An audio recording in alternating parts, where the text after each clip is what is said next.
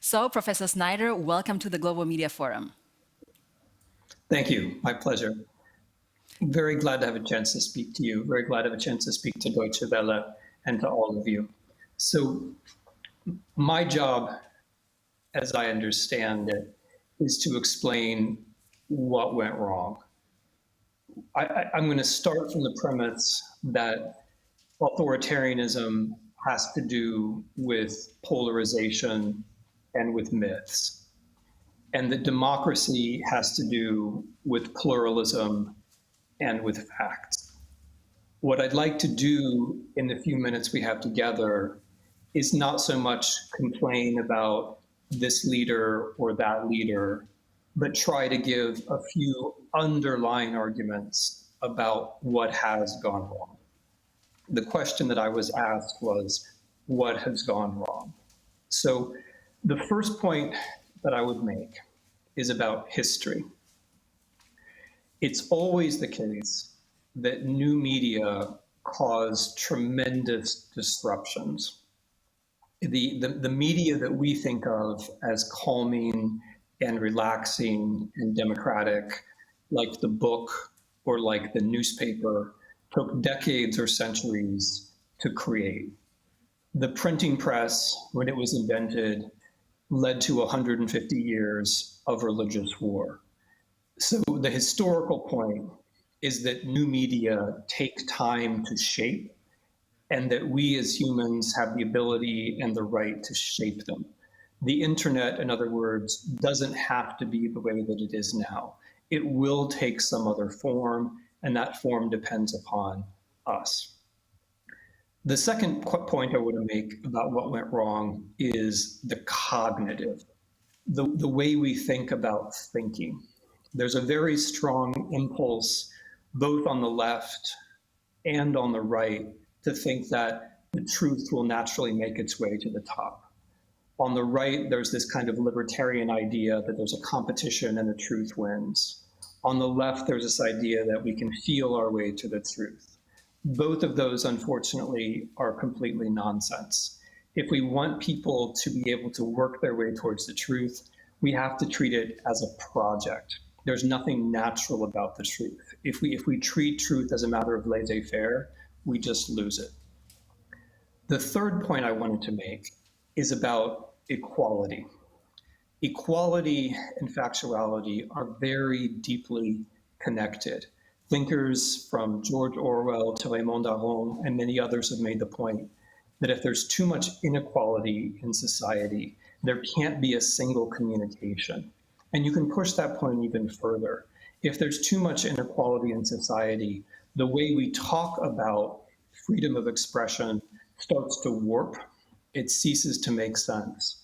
So right now, a lot of the talk about freedom of speech has to do with how far very rich people can project their voices, or how many algorithms should be allowed to communicate how many memes to how many places. That's not actually freedom of speech. That's what happens when there's tremendous inequality, right? Then the very notions of rights start to get warped and changed. The fourth point I'm going to call ontology. Ontology is a big fancy word. It just means what is. I think another mistake we've made, another place we've gone wrong, is that we haven't recognized the digital world as a thing, the digital world as a presence, the digital world as something that thinks in its own way. The digital world is something which has to be respected, something which is not an addendum to us, not an exception to us, something which works in its own rhythms, rhythms which are not necessarily friendly to us. Which brings me to the fifth place where I think we're going wrong, which is pedagogy. I know a lot of people who have made a lot of money in the digital world, and not a single one of them sends their kids to a school where there are screens. This should be a lesson, I think, to everyone else. Why should all of us be sending our kids to schools where there are computers when the people who know best how computers work want computers out of the classroom? I think the digitalization of the classroom in the United States was a disaster. And it's a shame, I think, that Germany and other countries are now investing money to create classrooms that are less human. I think if we want media to work for democracy, we have to have classrooms which prepare students to be reading press, which leads me to my next point, number 6, evaluation. So the deep way that the internet works is to teach us to value the things that machines can do, to value the copying, the distribution, the marketing. And we find ourselves led to undervalue the things that machines can't do. Machines are not good at creation, they're not good at art, they're not good at the humanities, and they're not good at reporting. They can't report. And so we find ourselves in this tragic situation where precisely when we need more and better reporting all over the world, we're being taught, despite ourselves, to undervalue reporting. This evaluation question is incredibly important, I think. We have to be able to say, as humans, that these human labors, parenting, art, teaching, and in this case, reporting, have to be valued, not just morally, but financially. We have to find ways to make sure that reporter is a job which is well paid into the future. Number 7, the next thing I think that's important that we've gone wrong, I'm going to call epistemic. Now, epistemic just means knowledge, right? I think we have to be able to say, and here again, this is a problem that we have both on the left and the right, we have to be able to say that truth is real, that truth matters.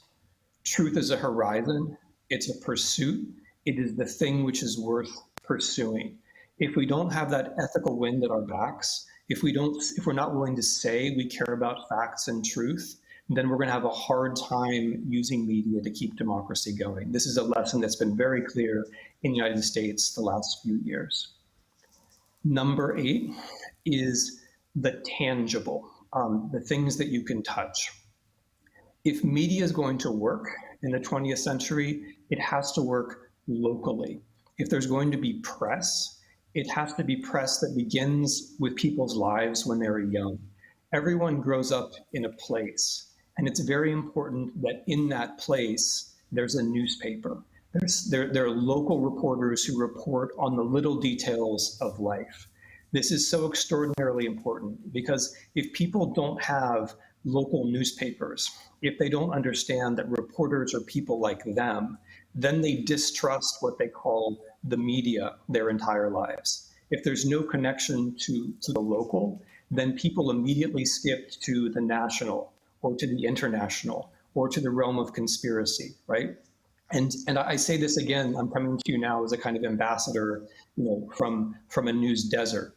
Most of the territory of the United States is what we call a news desert. Most of the counties in the United States have no proper newspapers reporting news. And when you lose that, you feel the vacuum. You feel the polarization that arises from that as people go upward into levels of things where they don't really know what they're talking about and where they're drawn into two opposing camps. The final point that I want to make is about time. And then hopefully we will have a little bit of time ourselves to talk. So people only care about facts if they believe that there's going to be a future. People care about facts now because of choices they're going to make soon. If people are deprived of a belief in the future, if people don't believe that a future is coming, then they're much less concerned about the facts. They're much more drawn to their own impulses. They're much more drawn to spectacle, right? So we're not in a good place here. We're in a place where politics is very much about the now, or politics is about myths about the past. Politics is about stories about how we used to be great. There's unfortunately an almost total absence of a positive future in our politics. What we have instead are, I think this is true about the entire West, what we have instead are dueling disasters. Some people are worried about a disaster of global warming. They're right. Some people are worried about a demographic disaster in which their people are going to be outnumbered by other people. I'm less sympathetic to that. But in either case, you're thinking of a catastrophe. You're thinking of a future which is rushing in and contaminating and dominating the present. Now, that, of course, like equality and like some of these other big issues, is not something that the media can solve, but it is something that the media can do something about. There are stories about the future that could be reported, I think, better. Just to take one little example, some of the technologies that we need to get us to other planets are the same technologies that we need to build fusion and address global warming, right? There are ways that the media could try to help people think about the future in a calm, optimistic, and non-disastrous way. I'm not saying just like report the good news and make everything sound fine. I don't believe in that at all. On the contrary, I believe in hard, truthful, investigative reporting. I'm just trying to signal that if people don't have some sense that the future is coming, then they're not going to be attentive to the facts that journalists work so hard to report today. So that was my attempt to get under this question a little bit, to talk about what's going wrong. As you'll have noticed, to answer what was wrong, I've tried to say a few things about what was once right. And I've also tried to say a few things about what is ultimately the more important question, which is how could things be right again? Thank you very much for your attention.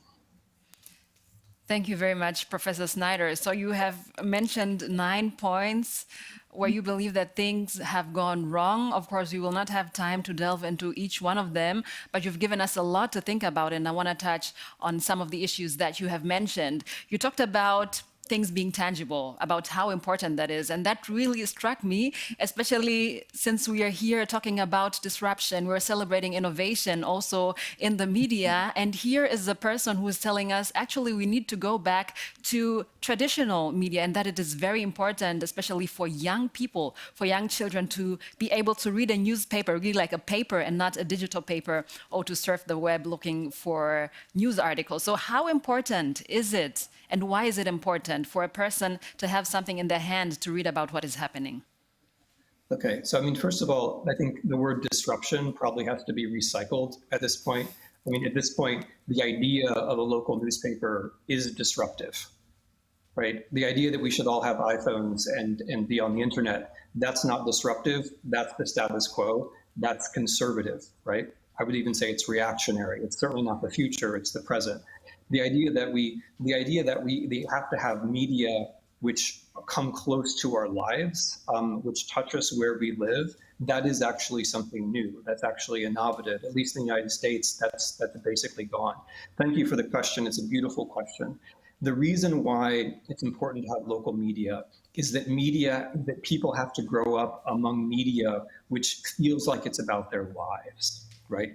People need to know what's happening with their schools. People need to know whether the water in the local river is polluted. When people look at the newspaper, whether it makes them happy or not, they have to have the feeling that this is part of the texture of their own life.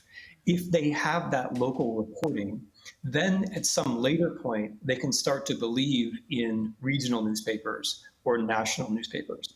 But if you take that local reporting away from them, if you strip away from them the idea that their own lives matter to the press, if you take that away from people, then they're skeptical, then they're cynical, then they talk about something called the media, always in a negative sense. And they go up into the areas that are very abstract, the national, the international, the conspiratorial, right? So it's important that media be around people, that people have a sense that media is about them and not about some very distant world. Once you lose that, you can't build the step up from local to regional to national politics, which is what democracy is all about.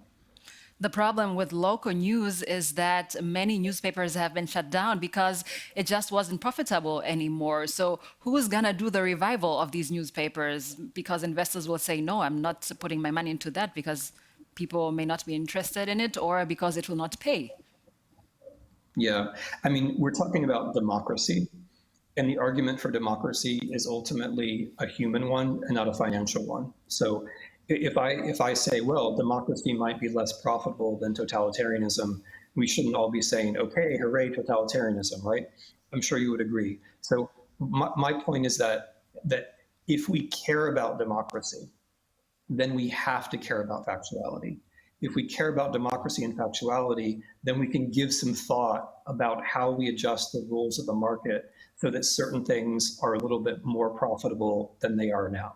So to give an obvious example, right now, huge internet concerns, mostly based in my country, make tremendous profits by distributing reporting, which they don't do any work to create. That seems to me like a basic injustice in the marketplace, which regulation could very easily correct. We could tax these social media concerns, which makes huge amounts of money, and use those taxes to support journalism, whether by supporting internships or whether by making it profitable for local commercial or non-commercial media to function. I take your point, you're absolutely right.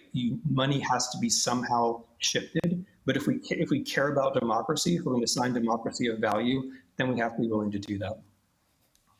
Now, you also mentioned the issue of truth, and you said that we journalists shouldn't take the truth for granted, and that we need to make sure that we work at upholding the truth and really showing the people what the truth is. Now, I remember when former President, US President Donald Trump was in office, he often discredited many newspapers and other news outlets that actually have a good reputation by calling them spreaders of fake news. So how much did that shake people's trust in news media?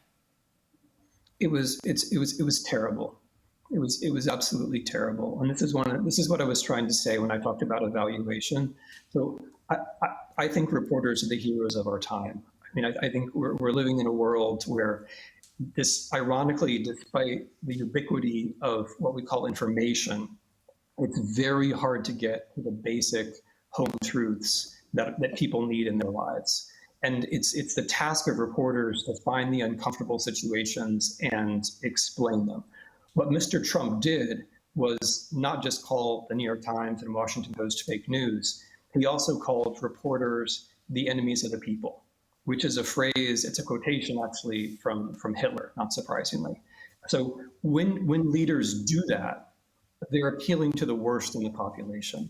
Because for democracy to work, we all have to learn things that we didn't know before. We all have to be surprised by things we didn't know on a daily basis. And the only institution that can deliver those daily surprises is reporting. That's the only way to do it. What the internet does, what social media does, is every day gives us the things we expect. It tunes into our personalities, it tunes into our prejudices, and it finds how we're predictable, and it makes us even more predictable, right? And so when a leader says reporters are the enemy, he's saying to people, yeah, whatever you think is true, just indulge your emotions, just indulge your prejudices, just be the way you are, don't listen to anyone else. So, and that's of course the opposite of what a democracy needs. A democracy needs citizens who are used to being surprised, who are used to hearing other perspectives, and who are used to learning something new. Now, I'd like us to also look at countries that are not democratic. If we look at Belarus, for example, the very recent example of the journalist Roman Protasevich, who was taken and arrested from a plane, and we saw how the country's leader really went into great lengths to make sure that he gets this person arrested. He had a plane land in Minsk, which was also actually not on its way to Minsk. So in a country like that, how are the chances of free media thriving there? Well, let me take that from a slightly different point, because I just want to emphasize something in your question. The fact that a dictator hijacked an airplane in order to abduct a journalist, it's a very sad story. It's a painful story, but it's a reminder of how important reporting is. Who else would a dictator go to such lengths to punish except a reporter? And this reminds us that reporting is risky. And the reason why it's risky is because it's about the truth. The reason why Roman Protasevich is so important is that he allowed Belarusians to see themselves as they were protesting precisely for democracy. And so here you see the direct connection between factuality and democracy. People didn't believe in a fraudulent election, but thanks to people like Protasevich, they could see one another not believing in it. They could see one another protesting. A protest happens partly because people know that a protest is happening, and that's what he did. So I can't say now that the prospects for free media over the short term in Belarus are very good. What I can say is that it's very clear that thanks to the journalists, Belarusians know that they want democracy. Belarusians know that their leader is in a minority. And it's for that reason that not just Protasevich, but dozens of other Belarusian journalists have been persecuted in the last few months. All right, Professor Snyder, before I let you go, just one final question to you, because I would like us to end on a positive note. You talked there about constructive journalism, about how we also need to show what is going right, to give people the truth, but also focus on what is going well. So what can we as journalists really do in our daily lives, if you have one tip for us, to really make sure that we do uphold democracy in our work? Well, I mean, first of all, I just want you to know that you're doing the right thing anyway. I mean, you've made Trump calls reporters enemies of the people. Reporters are the friends of the people. Like, reporters are one of the few friends that the people actually have. The one little tiny bit of advice I might venture to give to people who I admire would be: make sure that you're reading books that are off topic. Make sure that you're reading things about science and math or about regions of the world that you don't cover. Make sure that the way that you report isn't just being driven by the daily pulse of the internet, but that you have ways of coming into to issues from the side, coming into issues in a way that's going to be surprising.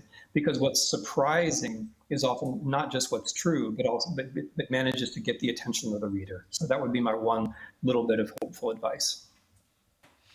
Professor Timothy Snyder, thank you so much for joining us today on the Global Media Forum, and thank you for challenging us journalists in the daily work that we do. It was really informative, and I really appreciate it. Thank you very much.